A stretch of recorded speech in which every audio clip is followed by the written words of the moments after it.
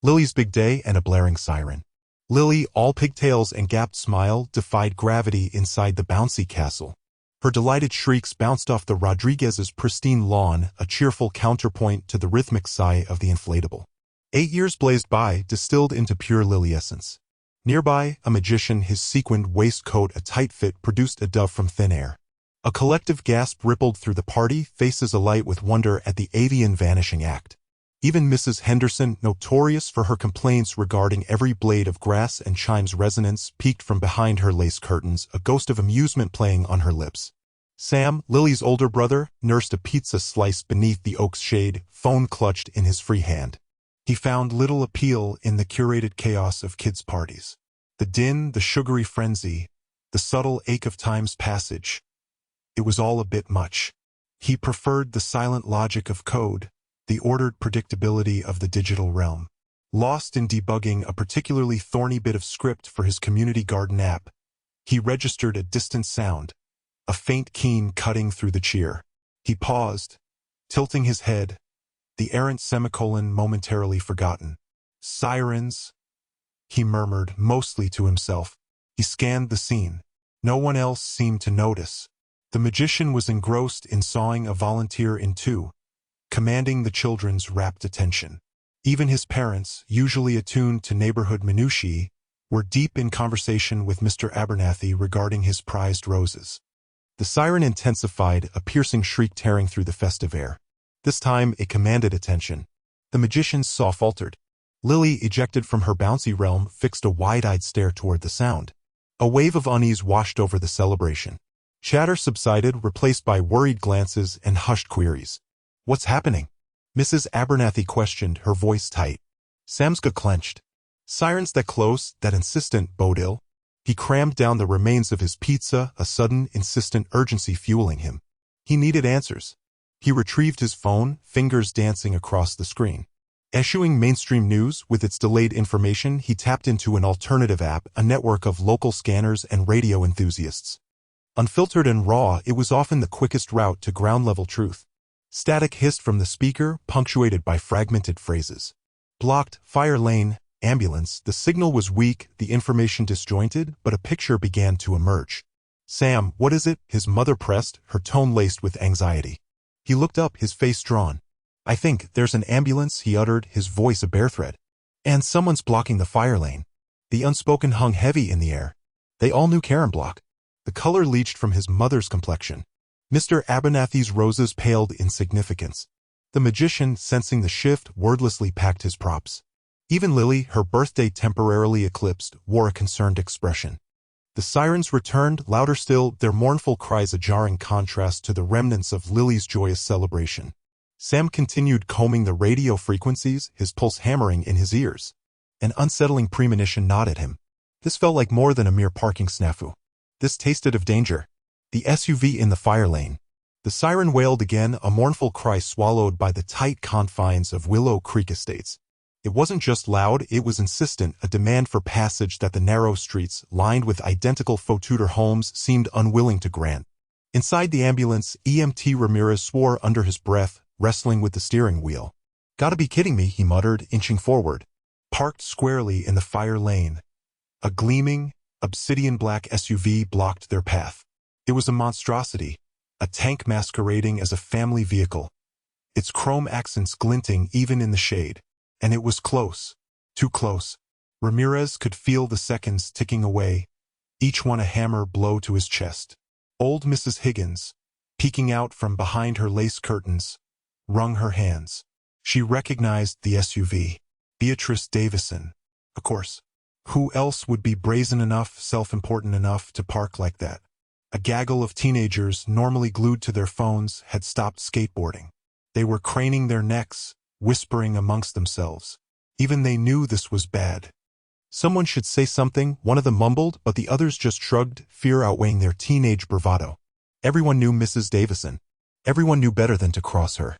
Inside her perfectly appointed living room, Beatrice Davison straightened the framed photo on her mantelpiece, a picture of herself receiving a Volunteer of the Year award from the HOA. The siren was irritating, a discordant note in her otherwise harmonious afternoon. She was expecting important calls about the upcoming neighborhood potluck and didn't need this disruption. She glanced out the window, a frown etching itself onto her Botoxed forehead. The ambulance. And her SUV. What was all the commotion? Beatrice adjusted her designer reading glasses and marched out the front door, a vision of righteous indignation in her perfectly pressed linen pantsuit. She smoothed down her impeccably styled blonde bob, a look that said, "I am in charge." As she approached the SUV, she could see the ambulance crew gesticulating wildly. A small crowd had gathered, their faces a mixture of concern and barely concealed annoyance. "Excuse me," she called out, her voice sharp enough to cut glass. "What seems to be the problem?" Ramirez, fighting to keep his temper in check, pointed to the bold red line painted on the asphalt. "This is a fire lane, ma'am. We need to get through. There's a child in cardiac arrest." Beatrice pursed her lips. "Well, I was only going to be a minute. I needed to drop off a casserole for poor Mildred. She's got the flu, you know. The simply dreadful." She cast a withering glance at the gawking neighbors. "Honestly, the things one does for this community. Ma'am, a minute could be the difference between life and death." Ramirez's partner, Sarah, yelled from the back of the ambulance, her voice tight with urgency. Beatrice sighed dramatically, as if she were the one being inconvenienced. All right, no need to get hysterical." She fumbled in her oversized handbag for her keys, muttering about the lack of consideration these days.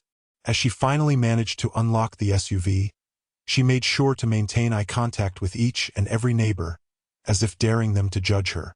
The engine roared to life, and with a screech of tires, Beatrice reluctantly moved the vehicle, allowing the ambulance to finally squeeze past. As the ambulance sped away, siren screaming, Beatrice straightened her shoulders and turned to face the small crowd. "Honestly," she said, her voice dripping with disdain, "some people have absolutely no sense of priorities." Mrs. Higgins, emboldened by the urgency of the moment, finally spoke up. "Mrs. Davison," she said, her voice trembling slightly, "that was a very dangerous thing to do." Beatrice fixed her with a withering stare. "Mind your own business, Martha," she snapped. "And perhaps next time, try contributing something to the community instead of just gossiping behind your curtains." She turned on her heel and marched back towards her house, leaving a stunned silence in her wake. The teenagers resumed their skateboarding, the sound a jarring counterpoint to the fading siren. The brief moment of unity, forged in fear and frustration, had dissolved, leaving only the familiar taste of resentment and the unspoken rule, "Don't cross Beatrice Davison." Leo's emergency. The ambulance lurched, its siren a mournful cry swallowed by the suburban night. Inside, the world was a blur of flashing red and frantic motion. Leo, usually a giggling, grabbing force of nature, lay unnervingly still on the gurney. His small chest rose and fell shallowly, each breath a ragged, whistling sound. AP didn't touch it. The female paramedic, her face slick with sweat, muttered, pressing the syringe back into its case. "Damn it." Her partner, a burly man with tired eyes, checked Leo's vitals. "BP's dropping. Oxygen saturation's tanking. We're losing him." Leo's skin was a horrifying patchwork of angry red welts. They pulsed and spread across his face and arms like a rapidly advancing rash. His eyes, usually bright and curious, were swollen almost shut, and his lips were puffy and blue. He was fighting for air, each inhale a desperate, silent plea. "Benadryl 4, push it slow," the female paramedic ordered, her voice tight with controlled panic. "I'm starting another line." "What the hell triggered this? It's like nothing I've ever seen." The male paramedic, his name tag reading Ricardo, fumbled with the 4-bag. "Mom said peanut butter cookies, but she swears he's had them before with no reaction." "Well, something's definitely set him off in a big way," she replied. "His throat's closing up. We need to be ready to intubate." Ricardo's gaze flickered to the rear doors of the ambulance, then back to Leo's pale face. "ETA to the hospital. 5 minutes if we run every light," she responded, her voice grim. "But 5 minutes might be too late." The ambulance swerved violently as they navigated a sharp turn.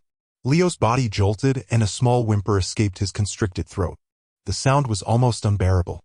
"Come on, little guy, fight," the female paramedic urged, gently stroking his arm. "We're almost there. Just hang on." Ricardo continued to monitor the vitals, his brow furrowed in concentration. Pulses weak, barely palpable.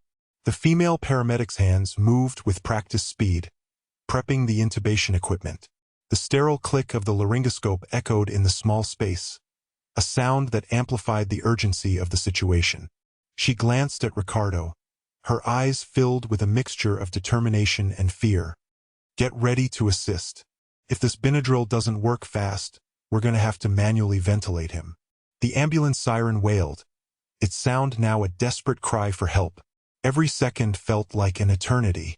The air inside was thick with tension, the smell of antiseptic mingling with the metallic tang of fear. Ricardo wiped his forehead with the back of his hand, leaving a smudge of sweat on his glove.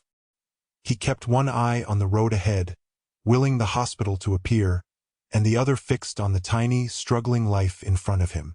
"Come on, Leo," Ricardo whispered, his voice barely audible above the din. "Don't you quit on us now." Outside, the city lights blurred into streaks of yellow and white, reflecting in the ambulance's windows like a distorted, chaotic painting. Inside, the battle for Leo's life continued, a silent, desperate struggle against a relentless and invisible enemy. Time was running out, polite plea ignored. The ambulance's high-pitched wail knifed through the cool air of autumn. Heart pounding a frantic rhythm, Sam's gaze swept the traffic bottleneck obstructing the fire lane. There it was, Davison's pristine Lexus, gleaming with self-importance, its bumper practically nuzzling the curb. "This can't be happening," he breathed, breaking into a run. His sneakers drummed against the pavement as he neared the vehicle. Empty, naturally. Saturday meant book club for Mrs. Davison, a weekly ritual famed for its literary dissections and utter disregard for civic ordinances. Swallowing back rising hysteria, he reminded himself to be diplomatic. Reason was his only play. Spotting her on the porch, a splash of floral print and pearls amidst her gaggle of guests, he hurried up the walk, forcing a smile. "Mrs. Davison?" he called, striving for an even tone. She pivoted, a slight knitting of her brow. "Samuel, isn't it? What a coincidence." Her voice, a carefully modulated instrument, oozed surprise. "So sorry to intrude," Sam began, "but an ambulance requires immediate access. Your car is blocking the fire lane." Her perfectly arched brows ascended a fraction higher. "An ambulance? How dreadful. One hopes no one is seriously ill." The words lacked conviction. "It's critical," Sam insisted. "A child is in distress. We need the lane cleared now." A ripple of concern passed through the assembled women. A slight woman with a cloud of gray hair emitted a small gasp. "Oh my! The poor dear." Mrs. Davison, however, remained unmoved. "They'll manage, I'm sure. Paramedics are so resourceful, aren't they?" A dismissive flick of her wrist punctuated the sentence. "Besides, disrupting my gathering now would be quite uncivil. My guests have only just arrived. The commotion, and the parking, simply impossible as it is. I shudder to think where they would park." Her smile was brittle, strained. Sam's composure frayed. "Mrs. Davison, a child's life hangs in the balance. Parking is hardly relevant." Her smile evaporated. "Now, Samuel, there's no need for discourtesy. I appreciate your agitation, but I do have an obligation to my guests. They are here to contemplate Wolf, not wrestle with vehicular logistics." She adjusted her strand of pearls, her gaze hardening into flint. "Perhaps had the emergency occurred, say, after refreshments," Sam stared, incredulous. The siren's shriek intensified, a desperate soundscape filling the air. He glanced back at the street, where paramedics clearly struggled to maneuver around her car. "You're genuinely serious?" he managed, his voice a bare thread. "I am always serious, Samuel. Especially concerning established protocols. We have rules for a reason, you know." She straightened her shoulders, issuing an unspoken challenge. The gray-haired woman took a tentative step forward, her voice trembling. "Beatrice, surely, a life." Mrs. Davison silenced her with a sharp glance. "Agnes, please. I have everything in hand. Samuel, I suggest you return to your duties. I shall address this in due course." With a dismissive turn, she all but erased him from her reality. Rage, hot and corrosive, coursed through Sam. He wanted to roar, to grab her and shake some sense into her. Knowing it would be futile, he balled his fists, his mind a whirlwind of desperate calculations. He had to find a way. He had to act. The baby. Time was running out. Coding to the rescue. Leo's wheezing was getting worse. Each inhale sounded like a rusty bellows, a desperate struggle for air that seemed to rattle his small frame. Inside the ambulance, the medic, a young woman with tired eyes, was fiddling with the oxygen mask, her brow furrowed. "His oxygen saturation is dropping," she announced, her voice tight. "We need to get him to the hospital now." Sam, perched on the edge of the jump seat, felt a cold knot of fear tighten in his stomach. He watched as the medic's partner, A burly man with a salt and pepper beard tried to radio dispatch. Static crackled from the device, useless noise mocking their urgency. Outside, Mrs. Davison remained stubbornly planted behind the wheel of her monstrous SUV, arms crossed, face a mask of righteous indignation. "I'm waiting for a call," she'd shrieked when the first medic had pleaded with her. Now, she just stared straight ahead, seemingly oblivious to the flashing lights and the frantic scene unfolding around her. Panic threatened to overwhelm Sam, but then, a memory surfaced, vivid and unexpected. He was 8 years old, sitting at the kitchen table with his mom. She was teaching him the basics of HTML, showing him how to create simple websites with colorful backgrounds and blinking text. He remembered the feeling of empowerment, of being able to create something from nothing with just a few lines of code. Code. He could use code. His heart pounded in his chest. It was a long shot, a crazy idea born of desperation, but it was the only one he had. He pulled out his phone, ignoring the medic's worried glances. He needed to buy time, to trick Mrs. Davison into moving her car, even if it was only for a few minutes. He navigated to a simple text editor app he'd downloaded for a school project. His fingers flew across the screen, tapping out lines of code he hadn't thought about in years.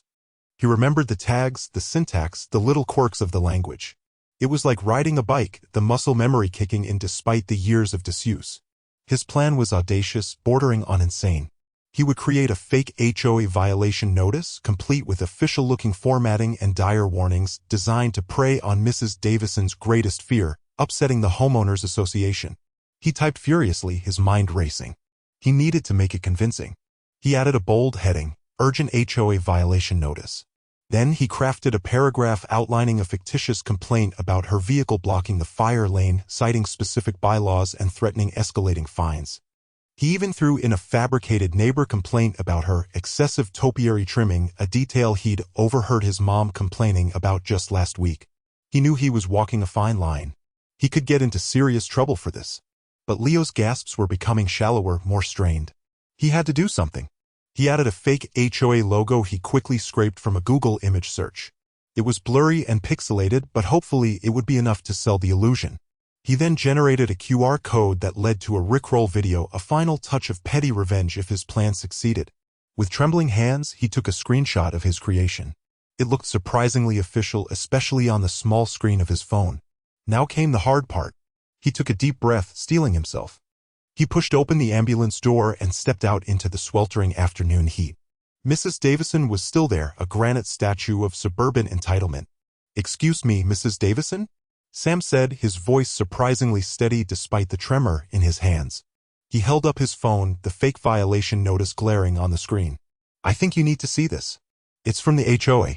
He watched her face, a mixture of anxiety and suspicion creeping into her eyes. Her fingers tightened on the steering wheel.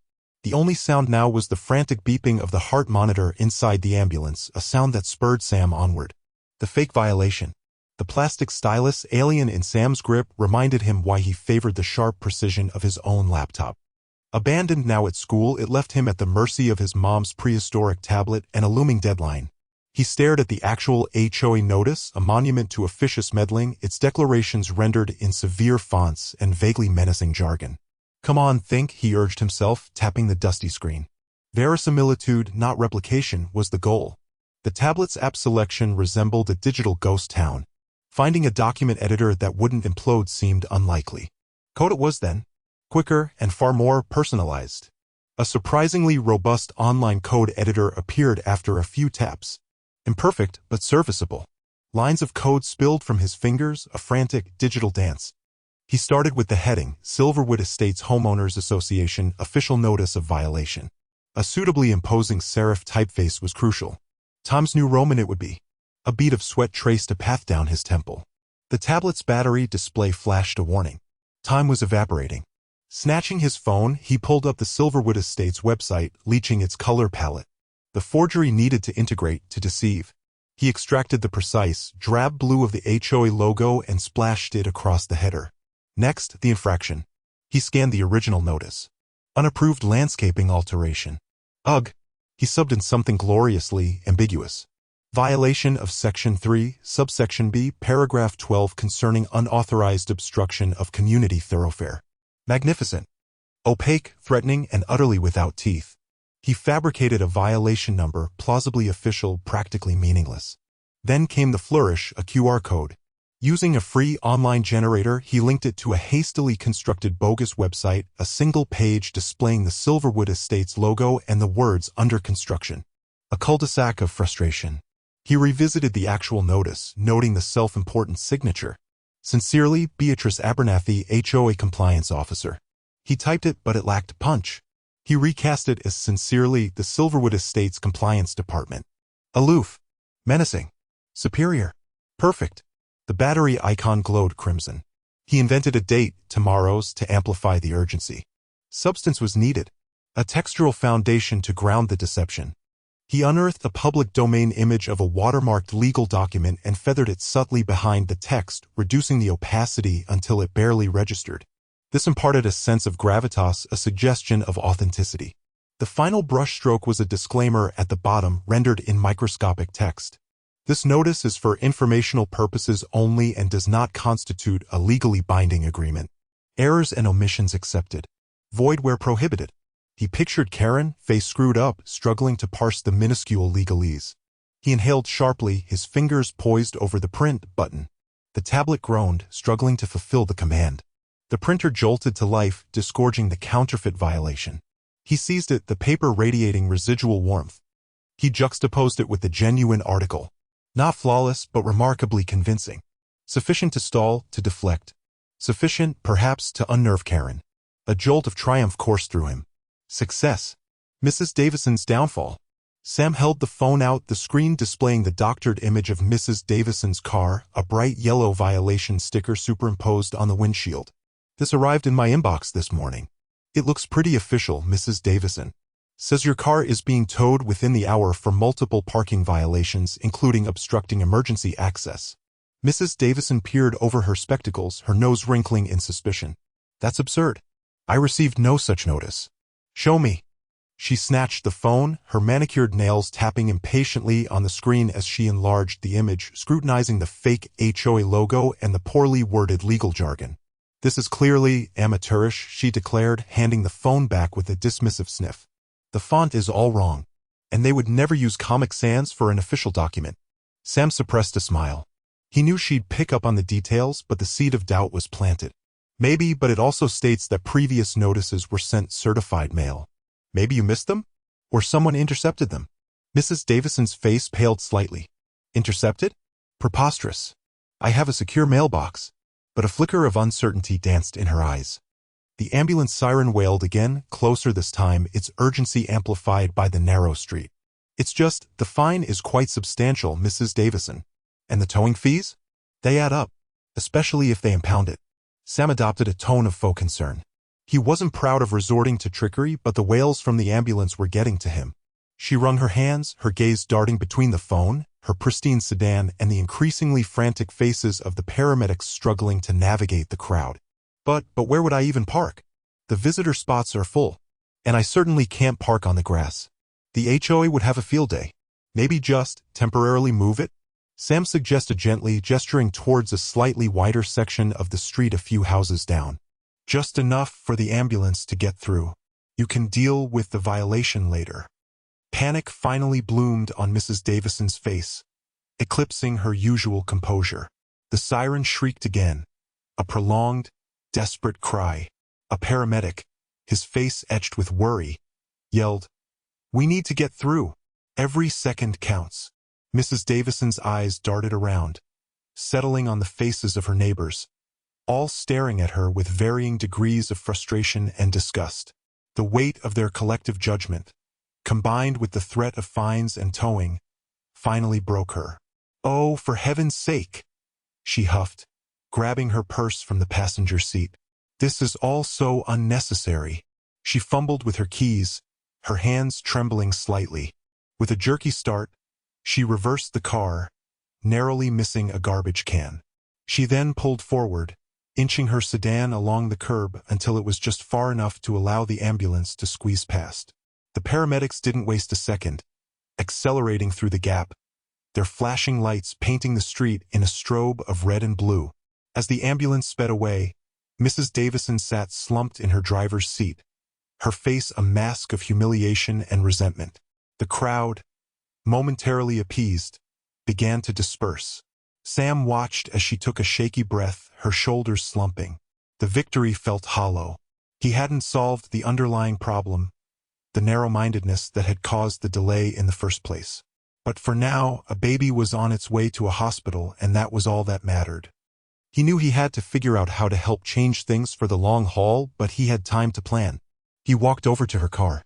"Are you okay, Mrs. Davison?" he asked softly. She looked up at him, her eyes filled with a mixture of anger and shame. "Just peachy," she said, her voice tight. "Just peachy." She glared at him. "And don't think for a minute that this is over." She started the engine. "This whole incident is going to be reviewed by the board." Sam stepped back as she sped away, leaving a trail of exhaust fumes in her wake. He knew this wasn't the end of Mrs. Davison's reign of terror, but maybe, just maybe, it was the beginning of her downfall. A hero's welcome. The ambulance siren wailed, slicing through the sudden quiet that had fallen after Leo's collapse. Sam watched, heart hammering, as the paramedics efficiently strapped the baby onto a stretcher, oxygen mask secured over his tiny face. A medic gave Sam a reassuring nod. "He's breathing. We'll monitor him closely." Mrs. Davison, pale but composed, climbed into the back of the ambulance. As the doors slammed shut, a wave of nausea washed over Sam. He leaned against Mrs. Gabble's azalea bush, its fuchsia blooms blurring into a watercolor mess. The scent of exhaust fumes mingled with the sweet floral perfume, a jarring combination that only amplified his unease. The flashing lights receded into the distance, leaving a void filled only by the buzzing of cicadas. Slowly, the small crowd that had gathered began to dissipate, murmuring amongst themselves. Mr. Henderson, the retired history teacher, clapped Sam on the shoulder. "Quick thinking, son. Real quick thinking." Before Sam could respond, Mrs. Gabble bustled forward, brandishing her phone. "I've already posted about it on the neighborhood forum. Everyone needs to know what happened." "You saved that baby, Samuel." Sam recoiled. He hadn't done anything heroic, had he? He just coded. He stammered, "It was nothing, really. I just remembered something from that coding workshop." But the word was out. Within hours, Sam's phone buzzed incessantly with messages. Texts from classmates, notifications from social media, even an email from the school principal commending his exceptional display of problem-solving skills and community spirit. His quiet, unremarkable existence had been upended. The local news picked up the story. "Teenage coder saves baby from allergic reaction." The headline blared. A picture of Sam, looking awkward and slightly terrified, accompanied the article. He cringed. He was no hero. He just didn't want Leo to die. The next day, a steady stream of well-wishers visited the Rodriguez house. Mrs. Henderson baked him a batch of her famous chocolate chip cookies. Mr. Abernathy, the grumpy neighbor who always complained about kids playing basketball in the street, actually smiled and offered a rare compliment. Even Karen Block, looking uncharacteristically subdued, stopped by with a bouquet of lilies. I just wanted to say thank you," she mumbled, avoiding eye contact, "for what you did for Leo." Sam mumbled a reply, still trying to process the outpouring of attention.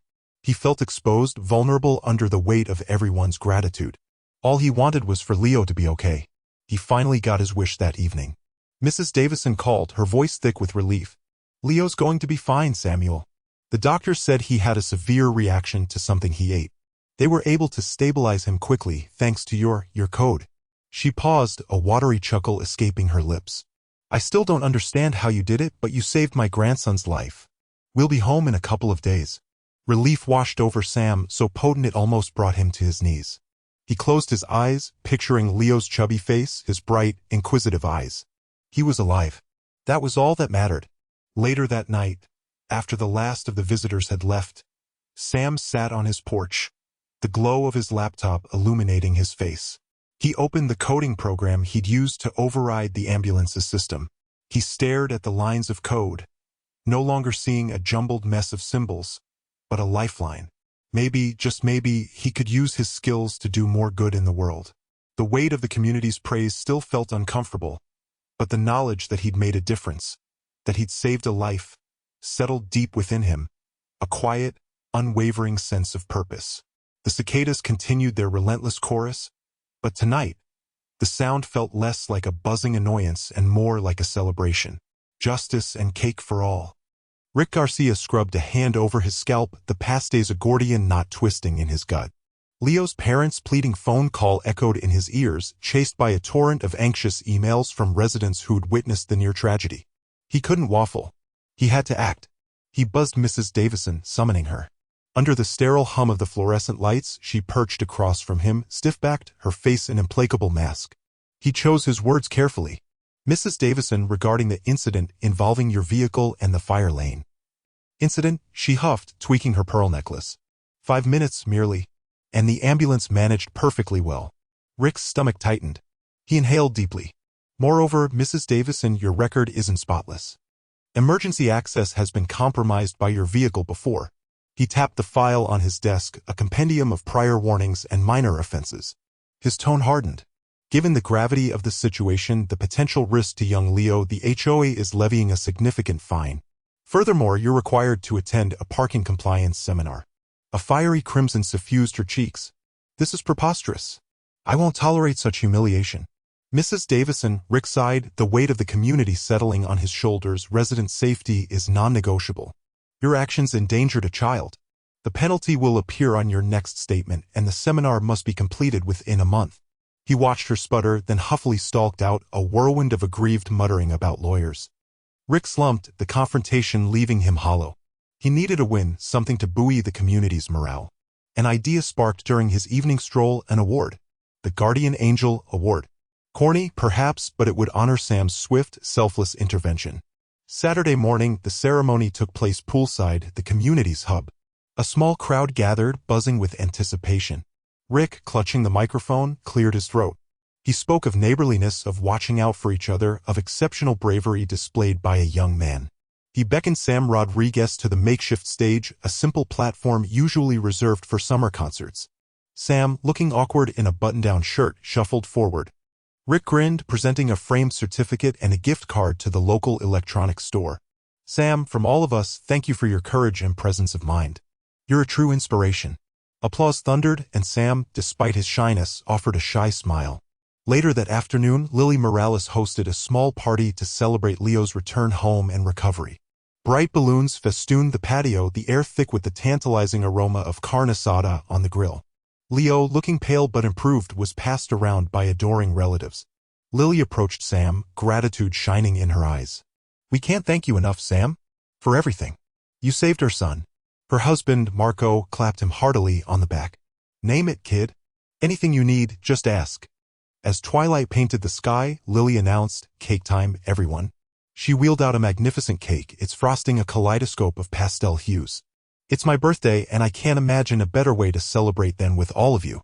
As slices were served, Sam spotted Mrs. Davison standing apart, alone. He hesitated, then grabbed an extra slice and approached her. Mrs. Davison, he said softly, offering the plate, would you like some cake? She looked surprised, her features relaxing slightly. Well, She faltered, then sighed. Yes, thank you, Samuel. As she ate, a ghost of a smile played on her lips. Maybe, just maybe, redemption was possible. United by shared relief and the simple joy of cake, the community felt knit a little tighter that night. Even Mrs. Davison, standing slightly removed, seemed to be softening, a crumb of sweetness melting the icy facade she usually wore. Justice, seasoned with sweetness, had been served.